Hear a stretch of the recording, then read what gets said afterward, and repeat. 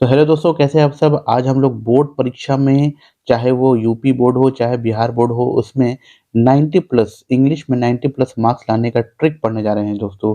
जी हाँ दोस्तों, तो आज हम लोग जो है कमज़ोर स्टूडेंट के लिए जो है ये वीडियो बन रहा है। इसमें आपको सिखाएंगे कौन कौन सा ट्रिक है जिससे आप अच्छे मार्क्स ला सकते हैं बोर्ड एग्जाम में विदाउट फेल। और अगर आप लोगों ने कुछ भी नहीं पढ़ा अभी तक इंग्लिश में, तो ये आपकी खुशी की बात है, क्योंकि यहाँ पर मैं आपको बताऊंगा किस तरीके से ऑब्जेक्टिव में अच्छे मार्क्स लाने हैं और 90 प्लस आप ला सकते हैं। अगर आप कुछ भी नहीं पढ़े हैं, फिर भी कुछ टैक्टिक्स है, कुछ ट्रिक्स है जिससे अच्छे मार्क्स आएँगे बोर्ड एग्ज़ाम में। तो शुरू से लेकर के अंत तक वीडियो में बने रहिएगा।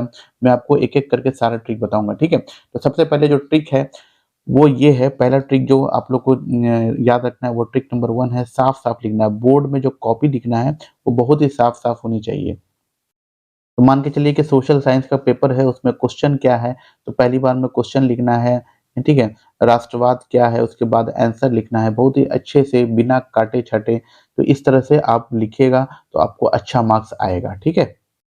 दोस्तों, अब ट्रिक नंबर 2 है, काट-छाँट ना करें। कोई भी चीज़ अगर गलत हो जाता है, तो वहाँ पर सिर्फ़ इस तरह से करें या कोशिश करें कि उसको काटें ही ना, ठीक है? क्योंकि काट-छाँट देखने के बाद जो है अच्छी मतलब कॉपी भी बेकार लगने लगती है। आपने अच्छा भी लिखा है, तो वो भी बेकार हो जाएगा। चलिए अब ट्रिक नंबर 3 पे चलते हैं। तो ट्रिक नंबर 3 है, कॉपी को पूरा भरें। आपको कुछ आता हो, नहीं आता हो, जितना भी आता हो, कॉपी को पूरी तरह से भरना है, यानी कि शुरू से लेके आखिर तक लिखना है। और तो अगला चीज़ है, कॉपी को पूरा भरें। उसके बाद नेक्स्ट ट्रिक है, ट्रिक नंबर 4, पहला पेज को बहुत सुंदर बनाना है दोस्तों। सुंदर हैंडराइटिंग लिखना है, अच्छे से लिखना है, जिस तरह से लिखा जाता है, और काट-छाँट बिल्कुल नहीं करना है। एकदम सुंदर-सुंदर जो है हैंडराइटिंग बनाना है, ताकि पहला पेज जो है देख कर के जो है इम्प्रेस हो जाए, और वो बढ़िया से आपको मार्क्स दे। ठीक है? ये हो गया। अगला जो है ट्रिक नंबर 5 है, वो है हाशिया छोड़कर लिखें। ठीक है? हाशिए को क्या करना है, छोड़ कर लिखना है। कहीं भी जो है आपको पेपर मिलता है, तो वहाँ पर हाशिया को छोड़ना है। तो मान के चलिए कि ये पेपर है, तो इसमें कम से कम इतना जो है इस तरीके से छोड़ देना है, आपको इस तरीके से छोड़ना है, और यहाँ पर से लिखना है। आपको इतना सा छोड़ देना है, मार्जिन मार्जिन छोड़ के लिखना है, यहाँ पर से आपको कोशिश करना है लिखने का। ठीक है? तो इससे जो है पेज भी भरेगा, और आपको मार्क्स भी पूरे मिलेंगे। ठीक है? तो ये ट्रिक नंबर 5 जो है, हाशिया छोड़कर लिखें। ये चारों या पाँचों ट्रिक आप अगर आज़मा लेते हैं, तो आपको बहुत अच्छा मार्क्स आएगा। अब चलिए हम लोग देखते हैं कि इंग्लिश में किस तरीके से अच्छा मार्क्स ला सकते हैं।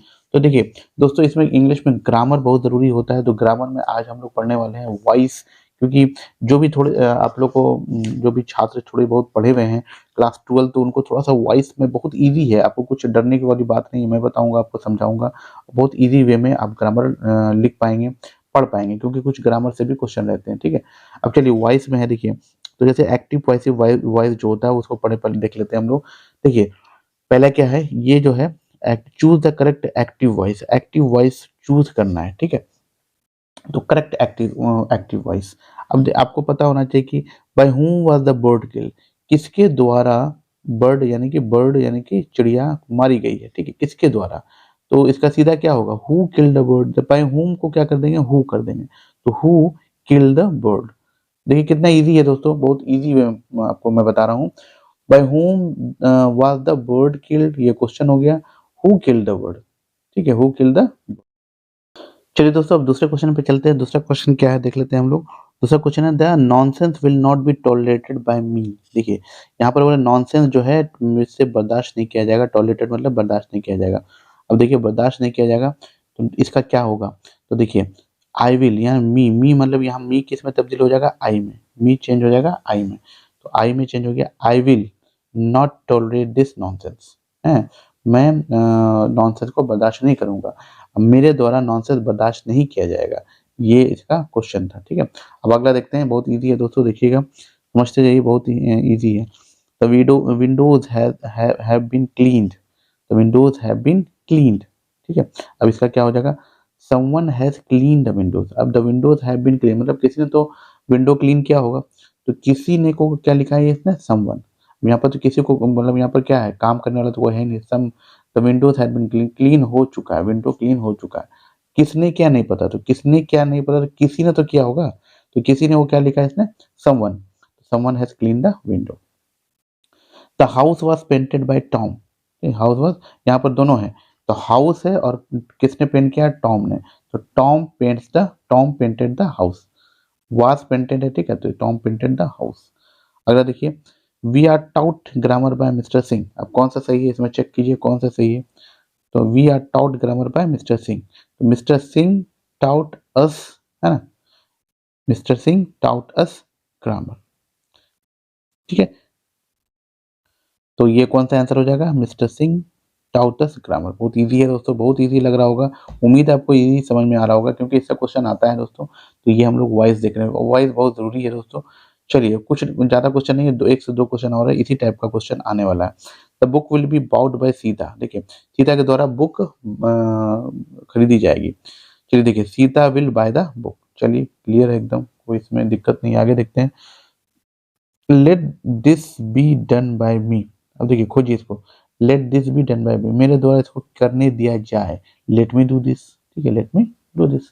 तो ये क्वेश्चन हो गया आपका एक्टिव, ठीक है। पैसिव से क्या बन रहा था? एक्टिव। अब यहाँ पर क्या है?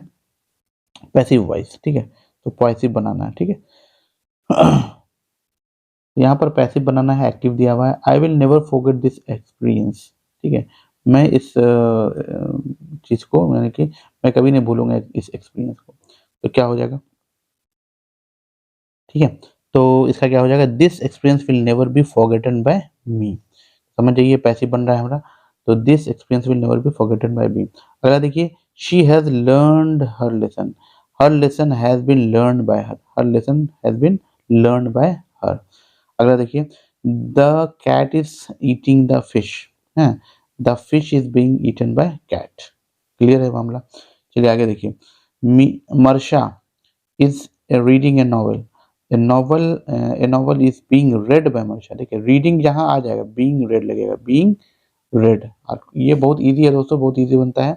रीडिंग जहां आएगा तो being read। अगर यहाँ पर eating तो being ate, ठीक है, being ate। यहाँ पर playing तो being played, ठीक है, इस तरह से बनेगा।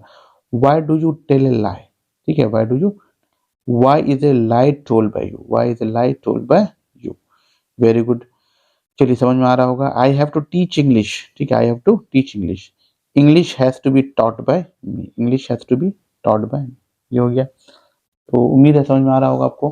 चलिए, लास्ट क्वेश्चन करते हैं हम लोग, ठीक है। All his friends laughed at him. All his friends laughed at him. इसका हो जाएगा, he was laughed at by all his friends. He was laughed at by all his friends. तो इस तरह से हम लोग एक्टिव पैसिव बना सकते हैं, बहुत इजी है। उम्मीद है आपको समझ में आया होगा। ग्रामर में जो है आपका दो चीज़ तो जरूर आता है, एक्टिव पैसिव वॉइस आता है, और ये आपका जा करके पैसिव वॉइस होता है। यहाँ भी देखिए, सेंटेंस इनटू पैसिव है, ठीक है। और उसके बाद और भी आता है, इसमें टेंस आता है, ठीक है, टेंस भी हम लोग को देखना है। और डायरेक्ट इनडायरेक्ट आता है, ये भी देखिए, डायरेक्ट इनडायरेक्ट, ठीक है। चलिए हम लोग देखते हैं अब डायरेक्ट इनडायरेक्ट को थोड़ा सा देख लेते हैं, या टेंस को देख लेते हैं पहले। चलिए, टेंस को देखते हैं। टेंस बहुत इजी है, आगे बढ़ते हैं हम लोग टेंस के साथ। देखिए, have you dash him, have you dash him. तो हैव यू क्या है? Seen him. Have you seen him, क्या आपने उसे, क्या तुमने उसे देखा है। Do you dash your first teacher, do you remember your first teacher, ठीक है, समझिए, टेंस यहाँ चल रहा है। आगे देखिए, I dash here since morning. I have been waiting here since morning. उसके बाद देखिए, Amar says that he takes English lesson every day, ठीक है, takes English lesson every day. Would you mind dash the door, would you mind shutting the door, ठीक है। तो ये clear हो गया। तो टेंस में इस तरह से आ रहा है दोस्तों।